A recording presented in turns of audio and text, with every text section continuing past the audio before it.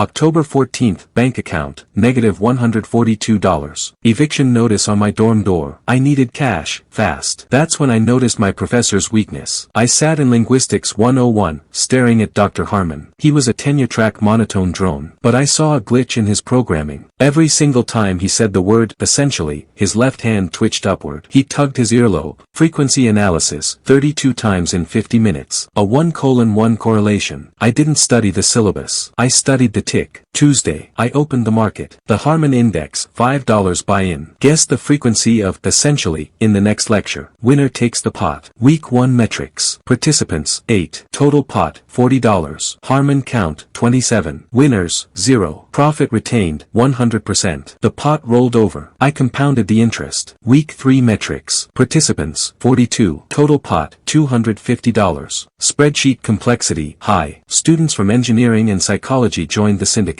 They brought notebooks. They ran regression analyses on his previous lectures. They tried to predict the variance. They failed. They didn't account for the external variable. Me. I initiated phase 2, Pavlovian conditioning. I moved to the front row, center seat. I wore a bright neon red shirt. High visibility. Every time I subtly touched my own ear, Dr. Harmon's mirror neurons fired. He would unconsciously mimic the gesture and say, essentially. I controlled the supply. Week 6. I needed to pump the numbers. I touched my ear every 90 seconds. Harmon hit a record high of 68 essentialies. The class groaned. No one bet that high. Pot rolled over. Week 9. I needed to dump the stock. I sat on my hands. I wore gray. Harmon dropped to 12. The spread cleared everyone out. By the final exam, the pot hit $1,250. The entire dorm was leveraged into this bet. The hype was unsustainable. I executed the exit strategy. The final lecture. I walked in. No red shirt. No eye contact. I sat in the back row. I remained frozen for 55 minutes. Harmon's speech pattern destabilized. Without the visual cue, his verbal crutch vanished. Final count, 3. The lowest historical data point ever recorded. The class was silent. 150 students checked their tickets. The lowest guess was 15. The house was about to sweep the board again. Then, a hand went up in the front row. Not a student. Dr. Harmon walked to my desk. He placed a single betting slip on the wood. It had the number 3 written in red ink. He picked up the envelope containing the $1,250 cash. He leaned down. I analyzed your inputs around week 4. The red shirt. The mirror neuron activation. Standard operant conditioning. You assumed I was the subject. Essentially. He tugged his ear. He winked. You were the control group.